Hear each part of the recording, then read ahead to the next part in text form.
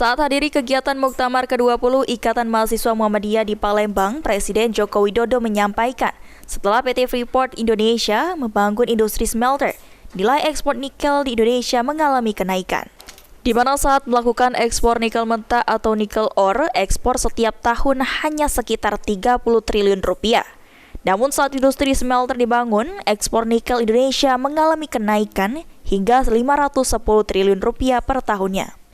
Lebih lanjut, menurut Jokowi, industri smelter PT Freeport yang kini telah beroperasi baru akan diresmikan pada bulan Juli mendatang dengan menyerap jumlah tenaga kerja hingga 20.000 orang.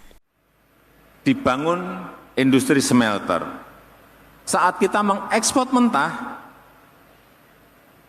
sudah bertahun-tahun ekspor hanya mentahan, nikel ore, nilainya setiap tahun ekspor kita itu kurang lebih 30-an triliun. Begitu smelter dibangun, ekspor kita mencapai 510 triliun rupiah. Artinya apa? Ada yang menanyakan pada saya, Pak, yang untung kan perusahaan. Tidak seperti itu, karena dari kelompatan rupiah tadi yang saya sampaikan, kita bisa memungut yang namanya pajak perusahaan.